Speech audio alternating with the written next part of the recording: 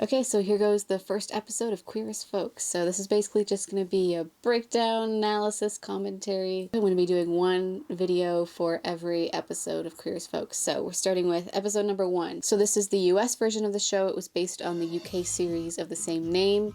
That one was created by Russell T Davies, who of course went on to reboot the Doctor Who franchise and done countless other things. The US version of the show was spearheaded by Cowlip Productions, Ron Cowan, and Daniel Lippman. So this very first episode aired December 3rd, 2000. The first 2 episodes aired on the same night, but actually the first 3 episodes of the show were all filmed at the same time. So it was treated like a movie. So those first 3 episodes do feel very cohesive, and they feel like it's telling kind of a story over the first 3 episodes. The first episode of the show, along with the first 3, obviously, were all directed by Russell Mulcahy. He's an Australian director, and he directed a lot of music videos in the 80s. You can definitely feel that energy in these first 3 episodes. His style, they kind of tried to mimic subsequent directors who would come in to film the rest of the episodes. Just so everybody knows, the versions of the episodes that I'm going to be using to make these videos are the versions from the DVD and the original broadcast versions of the episodes. So that means that all the music in it that was originally chosen for the show, and the music in this show is so good and so spot on, and so that's why I'm using those versions. And if you watch the show on Netflix or any streaming platform, or even if you watch it on Showtime now, all of the music used in there is different music. Instead of just, which a lot of other shows have done, instead of just choosing new songs to put in, it's so weird. They composed, they wrote, they made sound-alike songs of the songs that they used in the show. It's like QAF light. I'm sure that if you've only ever watched it with those versions of the songs, it's probably fine and you'll love the show just the same, but if you can listen to it with the original music and you haven't, I really recommend it because it's just so good. Okay, so first we start off with the opening, and this is the opening sequence that we see for the first 3 seasons of the show, and I gotta be honest, I don't love it. I know that some people love it. I feel people either love this opening or they hate it. I get what they were going for. They're kind of trying to show like a 90s club scene. I just don't like it. I don't like the song that they chose for this. I really am not a fan. The song here is Spunk by Greek Buck. I mean, I'm not a fan of club music in general, but I just feel like literally every single other song that we hear play in Babylon throughout the series is better than this. And it's weird because the show ended up using a couple other songs by the same band in the series, and I'm like, oh, this is a song. Yeah, this is good. This isn't bad, you know? Like, they can do music. It just doesn't even really feel like a song. It's like you're being like attacked with this, I don't know. It's like it just feels like you're being attacked. And then the visuals that go along with it. So then we get to the actual first opening of the show, and like I said, this was directed by Russell Mulcahy, and it's really just trying to show the world that these characters live in. So it's a gay nightclub called Babylon, and it's really just showing this world that they inhabit. And so running over top of the opening scene of the show is a voiceover by the character of Michael. So this is the first character that we're introduced to in the show, and we're introduced to all the other characters in the show through him and in relation to him. Like, he's like, these are my friends, basically. And he, takes us through all the characters, Emmett, Ted, and then Brian, and then even Justin eventually when he comes on. Right away, we're seeing everything through Michael's perspective. And I mean, it's very much supposed to be like that because Michael is kind of like the everyman character. To me, it feels like people watching the show, when it first starts, they're like, oh, that's me. And it's interesting here that certainly in this first episode, in these first few episodes, Michael is supposed to be the main character of the show. And it's just interesting knowing that, having seen further episodes, that I feel like that kind of changes as the show goes on, that the show was set up we're us seeing everything through Michael. The show being about him first and foremost. And also worth noting that apparently at the start of the show, of this episode, it is 1 a.m. So we've got that great line from Emmett. Have you ever seen anything more beautiful? Venice, at sunset. Fine, you go down the Grand Canal, I'll go down on him. So we're introduced to Michael, who's kind of like I said, the everyman, and then we're introduced to Emmett. We can see right away that Emmett is very confident, certainly more confident than Michael or Ted. He's not afraid to be himself, he's unapologetic, but he's not mean about it, not in a mean way. And then we're introduced to Ted, very self-conscious, very cynical, very down on himself. He's also supposed to be the unattractive one of the group, but I guess this is like TV's version of unattractive because, I mean, he's not. But anyways, that's the role that he's supposed to be playing. In the script for the episode, we have some of the character descriptions here, and then we have a description of Ted, slightly pudgy, slightly balding, cuddly teddy bear type. So obviously that was changed. So then we're introduced to Brian, and Brian is very confident. He's also separate from the group at the moment. So he's very confident, but he's confident in a different way than Emmett is confident. He doesn't seem to care as much about people in general. I'm being very general here, and this is just like in the first, instance that we're introduced to him. He's not afraid to go for what he wants. Whereas Emmett, that whole thing with you go down the Grand Canal, I'll go down on him. And then he started to walk away, and then he, just kind of turned around. Like he's not actually going to. But Brian would, and Brian does frequently. And then there's this great description in the script of when we first see Brian. And it says, he catches sight of a guy who has enough sexual energy to light up half of downtown Pittsburgh. And I have to say that when I read that, I was like, oh, only half? And then there's this little moment here where Brian kind of looks down the guy's pants. But what I love here is the look on this guy's face when Brian does that and when Brian looks pleased. This guy just looks so delighted, like so ridiculously delighted. Right away, we kind of get who Brian is and also who everyone else sees Brian as. His friends are kind of fed up with him, but everybody else seems to be very enamored by him. I also want to say that I feel like Brian and Ted are both incredibly self-conscious. We obviously see, Ted is self-conscious, but I think Brian is too, in that he cares so much what other people think about him, and he's always so hyper aware of that, of how he's perceived by others. But Brian doesn't show it and acts the opposite of that to hide it or to make up for it or whatever. Whereas Ted lets it control his life and how he acts. I mean, they both let it control his life, but Ted, I'm so self-conscious, so I'm not going to do anything or try at all. Whereas Brian's like, I care so much what people think about me that I'm just going to make up for it by having them think all these grand things about me and whatever. And then Michael goes into the back room to get Brian, and I feel like it could have waited 5 minutes. I mean, there's a lot to be said about Michael and the Michael and Brian dynamic. I do love their friendship, but he just walked right in there. And then we see the first of the... Hey, Todd, how's it going? Which will come back up again and again. So because Michael goes back there, we can see that Michael and Brian are obviously very close. I mean, the fact that he feels comfortable enough to go back there while Brian's in the middle of getting a blowjob is just... We can see how close their relationship is. But it's worth noting that for his part, Brian doesn't really seem to mind. He's not bothered that Michael came back there to talk to him. Brian's not bothered by it, so that's nice. So obviously they do have a very good relationship. Then we have this scene where Emmett says, like, I love your outfit. And it's another instance of showing us that Emmett is kind. Also, when Emmett says, not everyone can wear tangerine. I don't know, I feel like Emmett's pants are tangerine. I don't know, I guess they're more darker orange or brighter orange, but I feel like they're tangerine. So Emmett's outfit is in stark contrast to Ted's outfit, which I just find hilarious because if you think about it, like there's no way that they came straight from work. I mean, it's 1 a.m. So he actually went home and he thought, what am I going to wear to the gay club tonight? And that's what he chose. A polo shirt with khakis? I do get it though. I think I would wear something very non-club like if I went out too. So I relate to that very much.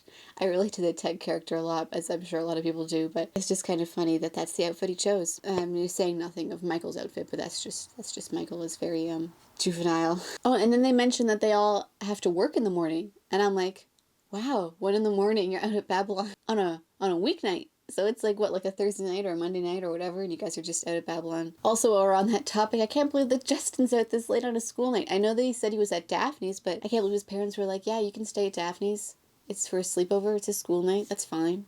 I mean, I guess they are really close, but it's just... I don't know if I ever had a sleepover at a school night when I was in high school. But I guess what that does is just show just how close Justin and Daphne are. And then there's this line of... This is some great system he's got.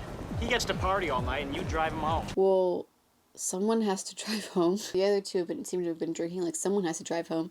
Like it's Brian's car, and then Brian ends up driving, and I'm like, well, has he been partying? Has he been drinking and doing drugs? Is he okay to drive right now? Is this right? I don't know, but then they end up driving home with Ted, and Ted's like, oh, thanks a lot, and I'm like, oh, so Ted had his car the whole time. This whole thing just kind of confuses me. I mean, I guess maybe Ted's mad because he doesn't live very close to Emmett and Michael, and that's why he's mad. He has to go far out of his way. I don't know, I feel like, also, didn't we see Ted drinking earlier? I guess he didn't drink very much? I don't know, this whole car situation just always confuses me whenever I watch this. And then we first see Michael's stalker, because that's what he is. He is a stalker. Michael is clearly not interested from the beginning, and this guy just does not care at all. This is also the first mention that we see of Michael liking superhero comics. Start to learn a little bit more about Michael already, and that put together with his outfit leads us to make some assumptions about his character, that he's stuck in his childhood. But I love this comment that Ted makes. Which is why you read all those comic books with those superheroes in their little tights for the plot. I just thought it was funny and a little meta. Also, so throughout this first episode, we see that Michael likes superhero comics, and this is something that we see throughout the whole series. I think it's kind of neat, and why we can, fans of the show can relate to parts of Michael, because he is, a huge fan of comic books, of something, and we are huge fans of this show and of TV in general, usually. So then Justin first comes on the scene. This is the first time we see him, and he comes onto Liberty Avenue. And Liberty Avenue is the main avenue, the main street that we always see the characters going on. The show is set in Pittsburgh, Pennsylvania, but it was shot in Toronto, and they used Church Street as Liberty Avenue. I lived on Church Street for a while. I went to university in Toronto, and I grew up a couple hours away. But yeah, I went to university in Toronto, and campus was right downtown, and some of it was on Church Street, and I lived there for a while, like I said, so it's always fun for me watching the show now, because when I first watched it, I was still in high school. So it's fun watching it now, and just seeing all the different places. It's always just kind of a fun thing to look out for when I'm watching it. So Justin comes on and he steps into the water like he's being baptized into this world, which is something that Russell Mulcahy did on purpose. We can clearly see that Justin is out of place. Like, he's never been here before. He's very nervous. Probably feels like he doesn't belong here. So then Justin meets this guy. He asks him where's a good place to go. And so then this guy goes to explain all the different bars and clubs around the area and what they're known for. And does anybody else? I always wanted him to say what Babylon was known for. When he says that line about, conceited assholes who think they're better than everybody else, I thought he was going to say that was Babylon. What do you think people talk about? Oh, that's the whatever club, or what kind of people go there? Is it just like a general one? Oh, wouldn't it be funny if it was like, oh, that's the Brian Kinney Club. Yeah, that's the club that Brian always goes to. Maybe. So then when we kind of see Justin as Brian seeing him and as Michael seeing him, he looks a lot more confident all of a sudden. I'm like, whoa, what happened in that minute of time that we didn't see you for? Like, he just looks very confident. I mean, he's leaning up against that pole, smoke behind him. He looks like he's out to seduce someone tonight. So then that always makes me think, like, are we seeing Justin right now through Brian's eyes? I know we were introduced to the show through Michael, but the way the camera is moving and the angles, it makes it seem like this is from Brian's perspective. So I'm always curious, is that just how Brian saw Justin when he first saw him? And when Brian comes out, he has this line. That was quick. Well, when you've had as much practice as he's had. I got bored. And then so we can see from this that Brian is kind of sick of the same old, So then he sees Justin, and he sees something new and exciting. From what we see of the tricks that Brian picks up later on in the show, I mean, even in this first episode, but in the first few episodes, and in the whole series, they're very different. They're very, very different from Justin. So he sees something new. He sees something exciting. That's something that's not the same old. And he also can tell right away, I think, Justin is very new to the scene. I mean, he's very young. He does still kind of look a little out of place. So we know that Brian has never seen him before. And that's something that's probably really intriguing to Brian, because he's used to people who are already set in their ways, or already, who they are and how they're going to be. This is someone who doesn't know anything. So he can kind of teach him things and mold him a little bit. But basically, it's just someone who doesn't know him too, which is probably really refreshing. And in the voiceover, we hear Michael say, and that's when it happened, when he came along. And the way he says it, Michael is obviously not pleased. Michael isn't happy that he came along. He's not really happy about this. And this is the night that Michael's life changed. This is the night that all of their lives changed, but especially Brian and Justin, but also Michael. This is the night that Michael's life changed, and his relationship with Brian and their dynamics started shifting. I feel like this is also the moment where, especially Brian and Michael and even Justin, this is the time in their lives when they started to grow up.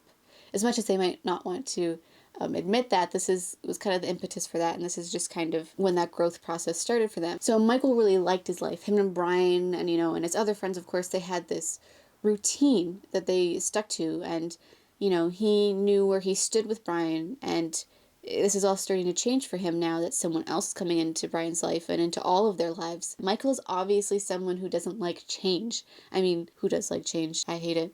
I'm with Michael on this. Michael hates change because Michael still loves all of those superhero comics, and that's something that he started to read those when he was a kid, and he's still very much into them. A lot of people move on from stuff like that.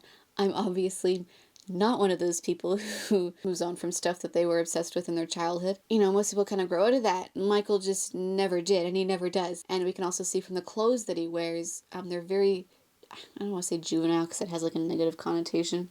They're very childlike. They're very innocent. I don't know, very like a child.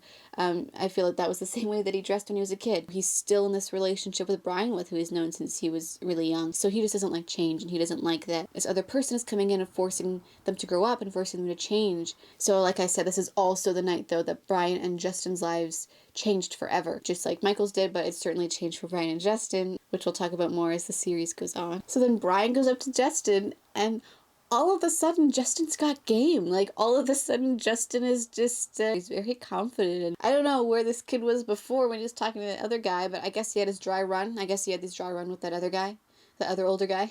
But now he sees Brian, and he's like, okay, time to step it up. Where you headed? No place special. I can change that.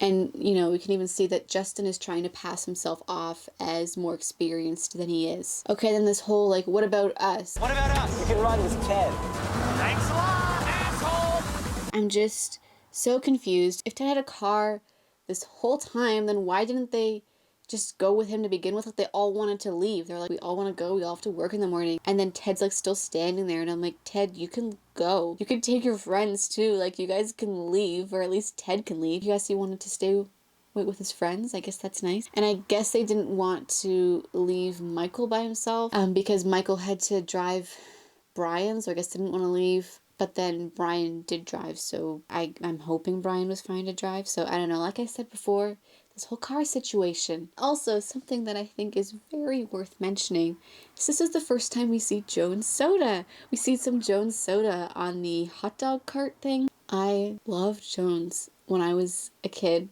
or when I was a preteen, early teen. I remember it was very cool. I grew up in a small town, so it was really hard to find. And so it was just fun to see it in this show, because it's in this show constantly. They're always drinking it. They drink a lot of pop on this show. And it's in the diner, it's in the hot dog cart, it's literally everywhere. So I'm guessing they got a lot of money from Jones Soda.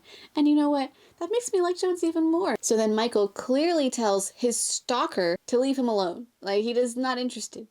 This guy cannot take a hint. This guy cannot take a direct leave me alone. Find someone else to stalk. I'm not interested. So then we have Brian and Justin going to Brian's loft for the first time. So we first see Brian's place, or his fortress. So when Brian walks in, it always strikes me, he really whips off that coat. He really just whips it off. And at first I thought he threw it on the ground, and I'm like, oh my god, that is so, I was gonna say that's so rude, even in your own house, just throw your coat on the floor like that. But it actually looks like it lands on the couch. So I just wonder how many times he's done that move before.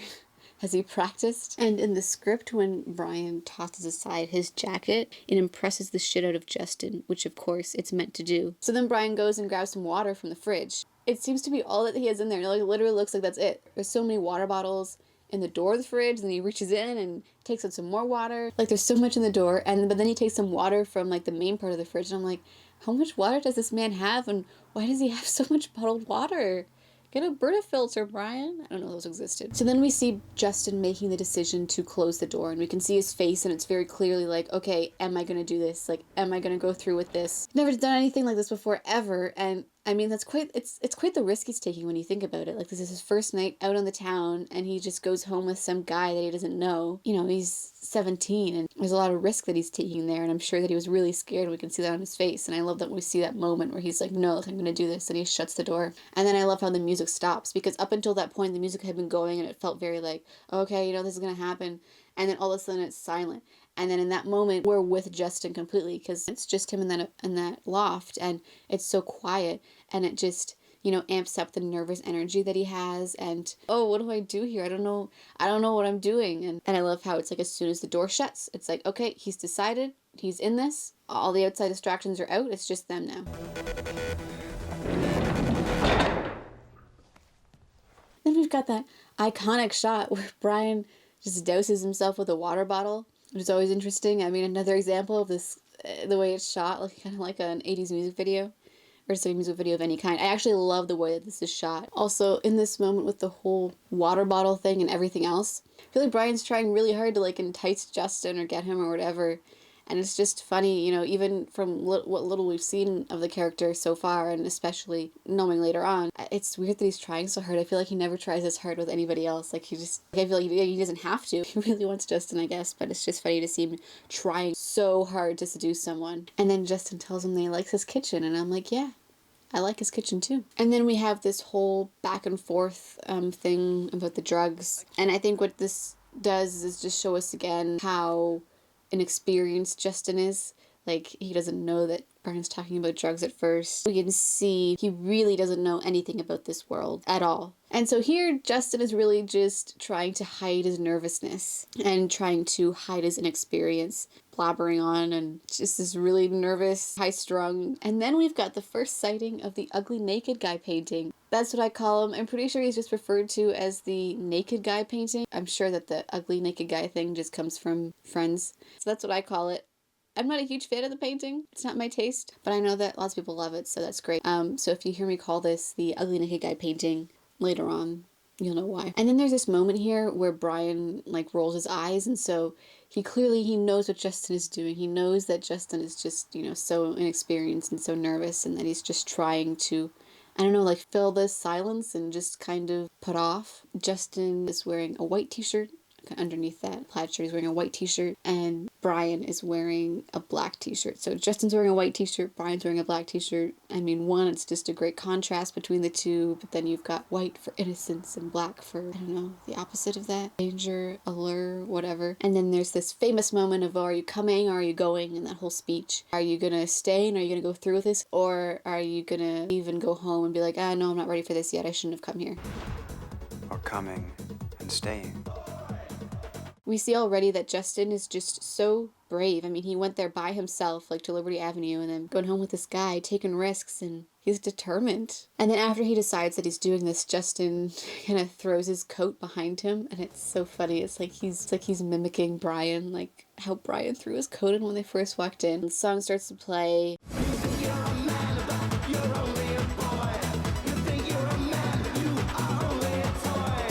Obviously, it's very emblematic of Justin in this moment and what he's going through. He kind of came in there and he was, you know, pretending like he belonged and like he was a man, but really he's still just a boy and he doesn't really know anything. And then we see Ted driving home, and Ted's got a convertible, which is surprising. Maybe it's like an early midlife crisis car. I don't know. I'm just very surprised that Ted has a convertible. And then we see that Michael's stalker has a convertible, and I'm like, these are a lot of convertibles out here for Pittsburgh. It's a lot of convertibles. Also, it's quite the car that he has. Like, that was a choice. Like, that was a big choice that they made for him to have that car. I don't know if it was to try and make him seem cooler or something, but I just look at him and I see stalker. Also, I'd like to note that if this happened to me, if this guy followed me home, like in his car, like he followed their car with his car to his house. If that happened to me, I'd be like, yep, nope, time to call the police. It's 911 time. Like, that's super creepy and scary and dangerous. I'd be terrified. And then we see Emmett here, like, being a good friend to Michael, and we can see that I do love this conversation between them, and we can see how close that they are. When was the last time you got laid? My point exactly. If you can't remember, then it's time. I also feel like, again, we're ignoring the danger here. And then we're back to Brian and Justin, and Brian asks Justin what he likes to do. This is kind of the same thing as the drugs conversation. Justin clearly has no idea what he's talking about, but he's trying to make it seem like he does, and that he's more experienced than he actually is, which is zero experienceless. So then, in this moment, Brian is just trying to get him to admit that he's lying, that he has never done this before, that he doesn't know what he's doing. Great. Go to it. Also, we learn that Justin is ambidextrous, which is something that I feel like we just forget later on. And then Brian's all mad at Justin here for shooting his load all over the duvet. All over my new duvet. Thank you very much. And I'm like, well, how long was that thing gonna stay clean for? I mean, the amount of people he takes back there, how long was he expecting his new duvet to remain immaculate? So then we find out Emmett moved in with Michael. The two of them have been roommates for 2 years. And then we find out that this guy is not all that he seems. Sorry. This stalker. Firm. Which, to be honest, this just seems like a really bad strategy to me. I mean, I guess it works because then, you know, you're already there, so you're like, well, I guess, you know, I might as well go through with this. We're already all the way over here. But then, you know, you're left with the person feeling like they've been lied to. And, I mean, he is a stalker. We know that morally, he's not great. I guess this guy doesn't care how he gets laid, just that he does. So then Brian calls Michael to tell him about the baby, and Michael just seems to be Brian's person right now. He's the one that he calls when his son is being born. And then the stalker guy is like, Shit. After all that? After all that? You mean after all of your lies? And also, Michael seems only too happy to drop everything for Brian. Like, he seems really excited about it. No, wait. Pick me up. I'm ready. Now.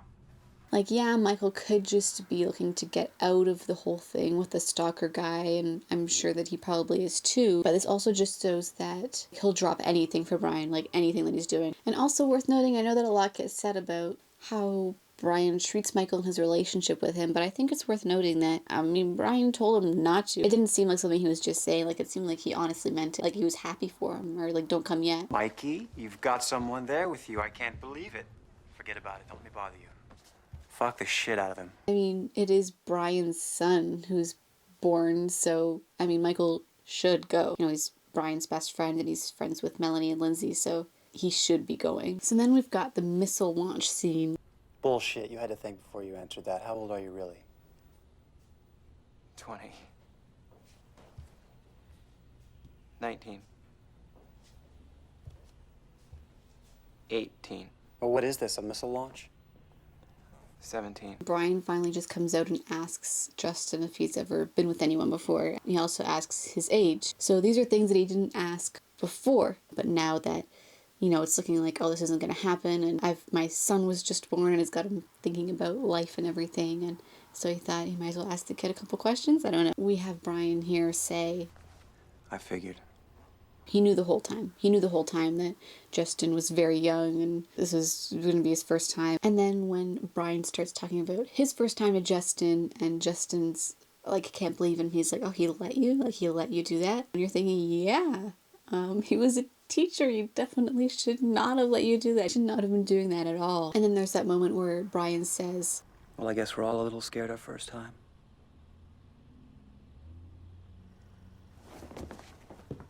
he's just realizing just how scared Justin must be right now and how scared he must have been before. And in that moment, I think he also realizes, oh, this kid is going to remember this for the rest of their life. You know, I still remember my first time, like as if it just happened yesterday. And not just that, it's also probably going to inform a lot about their lives and their sex life and their romantic life, you know, from here on out. And then there's this moment where Brian says, But I don't remember anymore.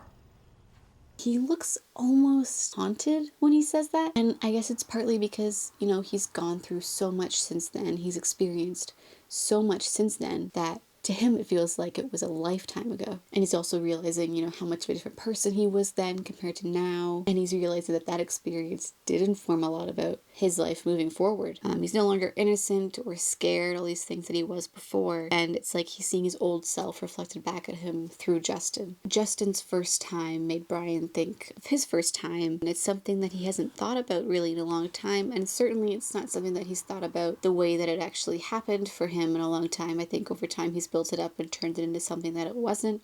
And we see that later on in the way he talks about it with Michael. And for me watching the show, this was the first time where I was watching the show and I thought, oh, okay, there's something more to Brian. There's something more going on there underneath the surface. And I know I mentioned some stuff earlier, and yeah, like when you've watched the whole show and you can go back and you can put stuff onto, you know, in the beginning or infer things that you didn't know about before, but this is the real first moment where I thought, okay, there's something more to this character. And then there's this part that I really love in the script, so it's after Brian says, but I don't remember anymore. And then in the description it says, off Justin falling in love. But what's interesting about that to me, it was when Justin saw Brian start to be a little bit vulnerable that makes him start to fall in love with him. It wasn't all the like sex god stuff, whatever, that he saw before, all the ways that he was trying to impress him with the water bottle and everything. None of that stuff is what made him start to fall in love. It was this one moment where Brian started to open up to Justin and be very vulnerable with him and very real. And then they go to pick up Michael and to take him to the hospital. And I love that Michael's got his camera. Like he is thinking ahead. Like, we're going to want to capture this and remember this. And I love that he's got his little camera there to bring with him. And also Brian's like, I had to bring Justin because his parents think he's at someone's house or whatever. He could have left Justin at his loft, but I guess he didn't want to leave someone there unattended. I don't know. He seems pretty trustworthy to me. You know, he didn't want to leave him alone, but I also think that, actually a big part of the reason why I brought Justin was because he wanted to shock people. Like, Brian loves shocking people. He loves, like, what outrageous thing is Brian gonna do next? And then he's also contemplating and dealing with his mortality because he just had a son who was born, and you know, he's getting older and all of that. So he's like, oh, I can still do stuff like this. I can still pick up a 17-year-old and bring him to my son's birth. Like, how crazy is that? And I love this moment of them running through the hallway, and they're so happy and so carefree, and it just looks like, you know, they're having so much fun with each other, like the three of them. And Justin kind of has this look on his face when they're running down the hallway, like he's so happy, but he's also like, I can't believe I'm here, like, this is crazy. And then we walk into this room full of lesbians that we just never see again. I think we see them, not them specifically, but we see a room full of lesbians like one more time in the show, but it's just like they're such good friends that they came to the birth. We never see them again. But it's just kind of funny though. It's like, oh, they've got all these lesbian friends. But not really. They're not really that close. And so from doing a little math here, we learned that Gus was born at about 1 a.m., which is the moment, like I said before, that the series started.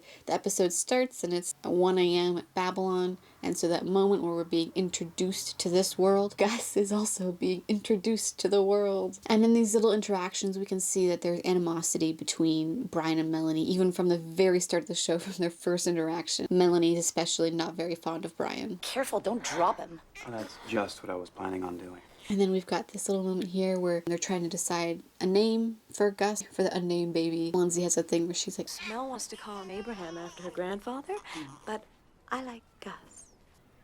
and she says that to Brian because she knows that Brian's going to be on her side, and she knows that he's going to back her up, and it's like a 2 against 3 kind of thing. I don't know, is it really fair? If I wanted a certain name for my kid and my partner wanted a different name that I did not like at all, I don't know, I'd probably do something like that too. But that's just me. I'm not the best person. But what's interesting here is that Brian doesn't agree with her. Like, Lindsay's like, oh, Brian's gonna take my side. I want Gus. I'm gonna get Gus. But Brian doesn't agree with her right away. He defers to Justin. He's like, oh, Justin, what do you think?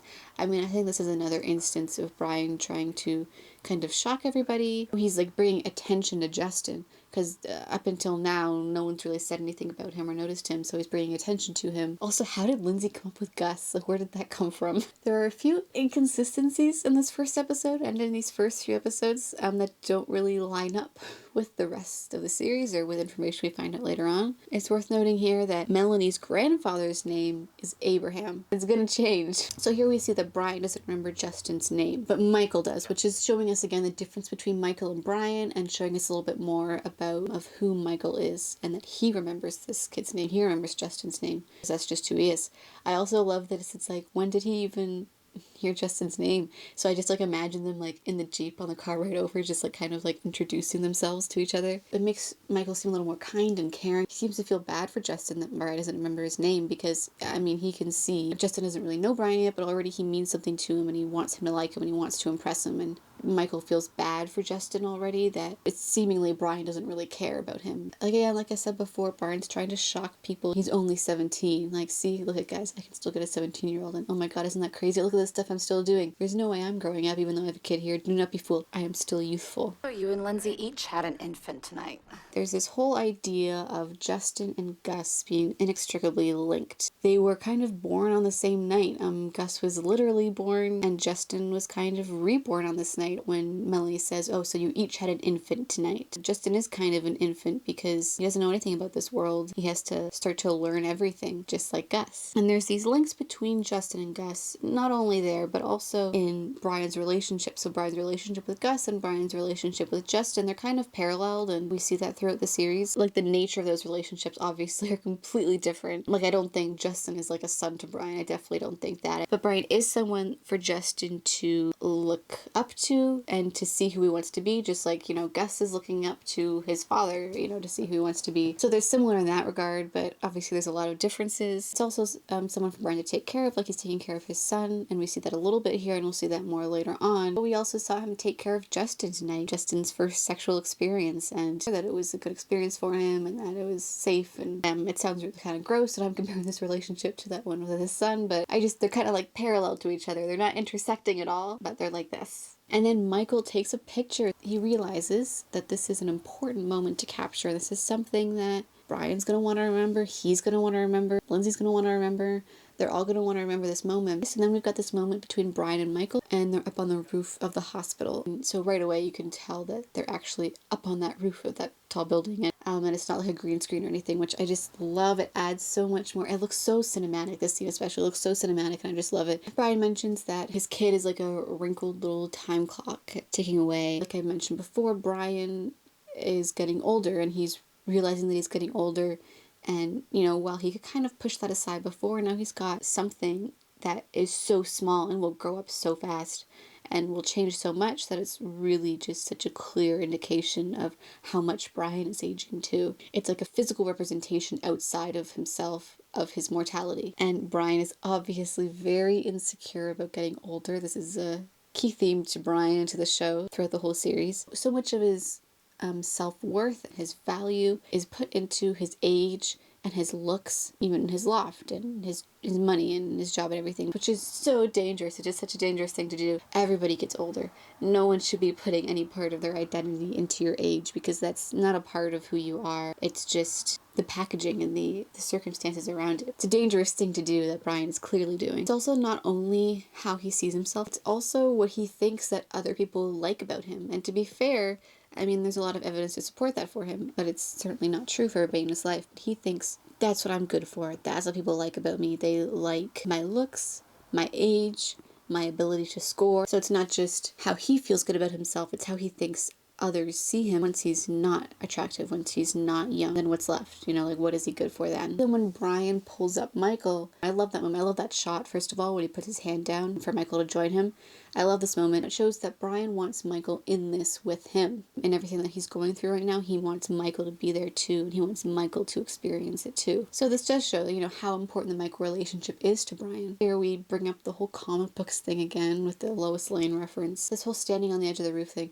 There is a part of Brian that wants to go out while he's still young and beautiful and worthy. This comes up again and again in the series, the theme of age and self-worth and how those are connected. So now we're back in the hospital, and Justin says that he wants to be a cartoonist or a computer animator. This is something that is actually brought up a few times in the first season of the show, but then it just seems to be forgotten, and I think it's too bad, because this is something I would have liked to have seen Justin pursue, and I feel like there are times in the series when maybe he could have benefited from going down that path instead of other paths. And, you know, I don't know, there's so much to say about it, but maybe it would have been nice to see this play out a little bit more. I mean, not that your dreams can't change from 17 to, I don't know, 22, whatever. This was cool. You know, I think we see a lot in TV shows and movies, people who want to be an artist, and they do the very traditional route for that, you know, drawings and paintings and trying to get in a gallery and all that. I just think this would have been a cool road to follow. And then we see that Brian calls Gus Sunny Boy for the first time.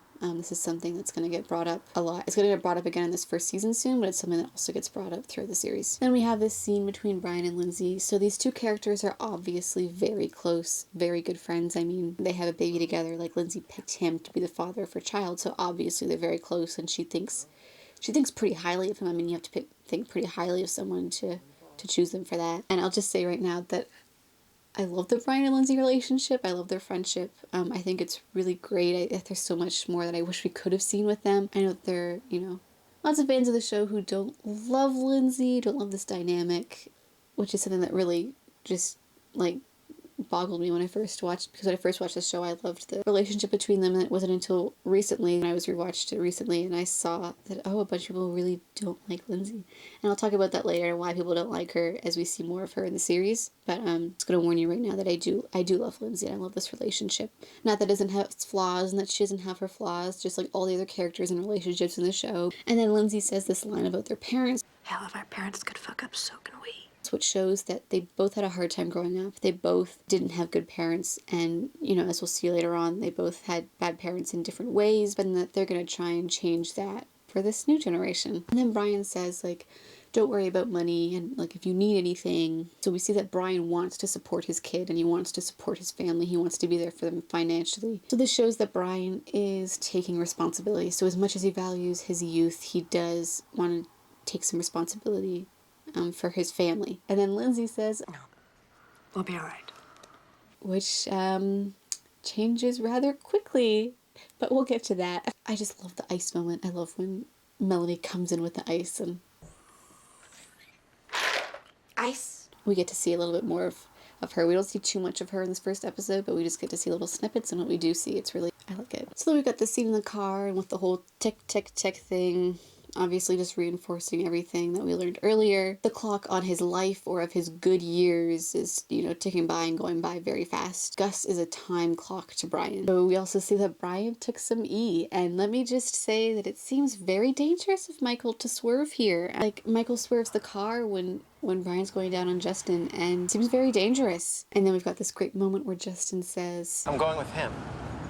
there's a callback to this later on. He is fully in this. He is fully committed. Now we've got this scene where Michael's like... He calls me, practically begs me to go with him, knowing full well I'm with someone for the first time in I don't know how long. Brian didn't know that. Brian didn't know that he was with someone for the first time in forever. I mean, it was a stalker, but hey, whatever. And, I mean, the fact that it was the first time that he was with someone in forever would, if anything, lead Brian to believe that he wasn't with someone, that he was just home alone. And also, Michael seemed more than happy to leave at the time. And then we've got this part where Michael said, At least he wanted me. at least he wanted me. Like, he wants Brian to want him. We see little snippets of this throughout the episode. We will continue to see that in the episode and later on past that. Like, Brian wants everybody except for Michael. Now, I get it. I think it's something a lot of people can relate to and certainly understand. I mean, you're in love with this person and you have been forever and you watch them be with everybody else except for you, but they also kind of keep stringing you along just enough so you think that maybe there is a chance. So, I mean, who can blame him for being obsessed and in love with Brian? And there's this whole thing, you know, we're about to have a demonstration on safe sex, but let me tell you, not a very good demonstration because Brian tears open that condom package with his teeth, and this seems to be the only way that he can open condom wrappers because that's what he does throughout the whole series. But you don't do that. That's, you know, then you're increasing your chance of rip a hole in the condom. It's just it's like, oh, we're gonna practice safe sex, but you're not really doing it. Don't open them with your teeth. It may look cool. I get what they're doing. They're trying to be like, oh, safe sex, it's sexy, it's cool. So they're like, let's make it look as cool as possible. And I get it. I wish that we didn't have to do things like that to get people to want to do them, but I get it, and I get why they did that. And then we have Brian saying that he wants Justin to always remember this. So Brian wants to make his mark on Justin, like he wants to always be there. And not only that he wants Justin to always remember him, which I think is a big part of it, you know, part of Brian making himself immortal in a way. I also think a part of it is that he wants him to remember that sex with someone is supposed to be good and safe and pleasurable and all of that. He's making sure his first experience is a good one and to remember that this is what it should be like, or this is what you should aspire for it to be like. The reason why he wants to do this so much, I think, is because he got thinking about his first time with his gym teacher, and he's like, yeah, that first time I had with my gym teacher, that's always there, and it wasn't great. I mean, the way he tells that story, it kind of makes me believe at least that it wasn't a super great experience for him. He wants something better for Justin. He wants to set up the rest of his life with a better experience than he had. Or maybe I'm just reading too much into this like I do with everything on this show. And then the next morning we see Brian and Justin in bed, and then it's mentioned that Brian did a bunch of handstands and juggling, as if this is something that he does when he gets really out of it. But it's funny because we never see him do handstands or juggle again. Well, we never see Brian handstand again. And then this whole part that Justin says, That's why you should never take drugs that aren't prescribed by a physician or recommended by a reliable pharmacist. it's like, oh, we're back to our after school special again. You know, the one we had before about talking about drugs before and the safe sex. I mean, it's nice they're trying to do their part. I love this line that Emmett has here. Brian is gonna have a fit. You know how he feels about his Jeep. Well, I was gonna ask for a lift to work, but on second thought, I think I'll walk. Have a nice day. And then I'm going to point out this moment where Justin asks if he's going to raise Gus. Brian says, no, but I'm going to be around. So he is more than a sperm donor? Michael comes in, and when Michael's like, Will you come on? I'm not gonna be late because of you. seriously?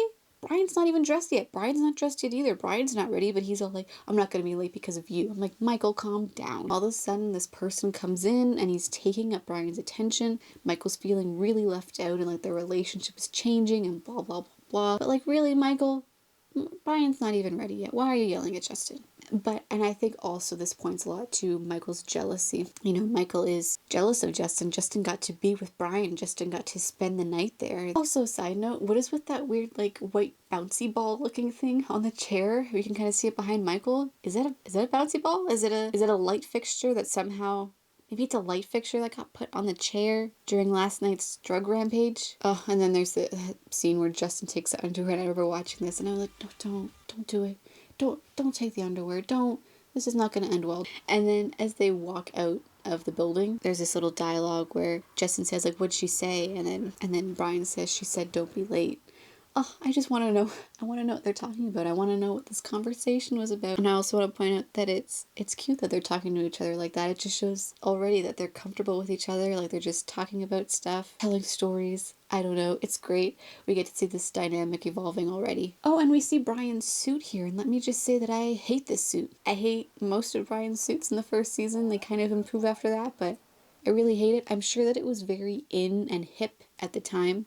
I guess that's part of the danger. Brian is one of those characters who would want to keep up on the latest trends, so it's just one of the dangers of that, though, because then it gets really dated really quickly. But I just really hate the suits. Why is the button so high up? Why is it so high up there? I don't understand. Every other character, like in the next episode, we see a lot of people in suits. They all look fine. They're wearing regular suits. They look normal and whatever. But I really hate this suit that Brian's wearing right now. And then when Michael says, "Oh, what are you laughing at?" and Justin says, Nothing. You? after last night, he's a lot more confident. Also, Brian is rubbing off on him. Also, he wants to look good in front of Brian. It's just all of these things. But, you know, we see Justin starting to change already. And then that part where he says, "You sound like my parents fighting," and then there's this quick look exchange. I love that moment of where they're like, oh no. Both of them are like, oh, this is not good. This is not good. And they just kind of move on from it really quick. But I love that really quick look that they have and how it is so quick and that they don't take too long on it. Also, that moment where Brian asks Justin, he's like, oh, do you care? Fuck no. So we see more the confidence that he has, and then he wants to look good in front of Brian. He's like, yeah, no, I don't care. I'm just like you. I don't care at all. And then they go to drop off Justin at school, and we see the first appearance of Daphne. One of my favorite characters in the show. One of the most underutilized characters in the show. Criminally so. She's just a great character. She's so great. She's Justin's best friend. She only has like a couple lines in this episode, but she's going to come in a lot more in the next one. And we can see that she has his backpack for him. So, you know, he's got his books and his school uniform, I'm guessing, is in that backpack. And I just love Daphne. Anytime she comes on the screen, I just kind of shout out, "Daphne!" whenever I watch the show. And then we've got this moment where... Oh, you did not tell him about that. like your first time with the gym teacher. And then Brian says... Most famous shower scene since Psycho.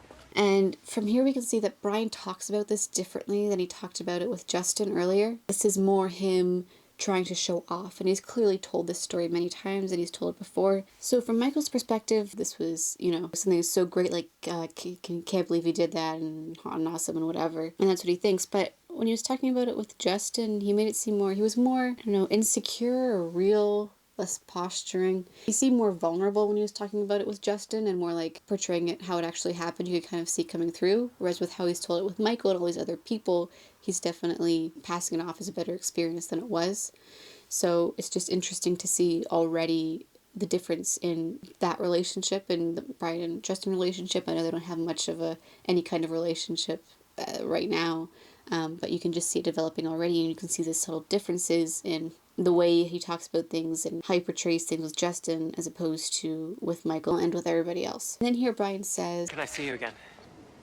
I'll see you in your dreams. and then Michael gets this look on his face that we see really quickly. It's like he knows what it's like to be Justin right now.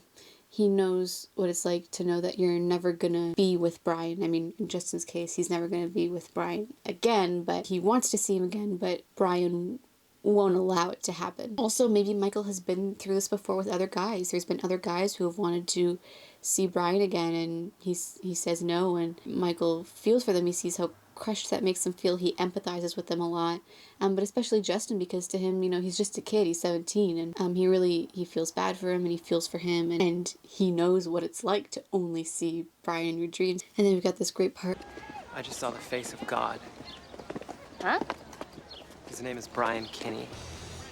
I love it. Daphne's just like, huh? Like, yeah, that'd be so weird. I'd be like, what? What are you talking about? And then we see Michael and Brian driving off together at the end. We also see that Brian isn't afraid to be who he is. The F slur is painted on the side of the car. He doesn't want to paint it over, and he's shouting it from the rooftops from the roofless Jeep. He doesn't care. He isn't afraid to be who he is, and he isn't scared for anybody to know it. He wants people to know it. And, you know, we can see that Michael is very different. Michael does care. Michael doesn't want people to know and is scared what they might think. Now, Michael, for his part at the end, he looks really happy and like, whew, that was a close one. Like, he's like, okay, good. Things are going to go back to normal between the two of us.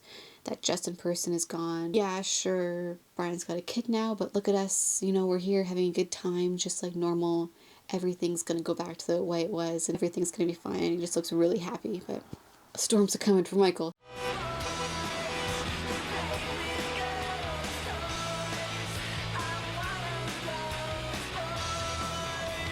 Okay, so that's pretty much all I have to say. I'm sure I missed a lot of things. Please feel free to tell me what I missed down below. Down below I link my socials for this channel and also for Queer as Folk Tumblr that I have. I hope you enjoyed this video. I'm also doing a series like this on Buffy the Vampire Slayer, so if you like that, you can check out that. Thanks for watching. Bye!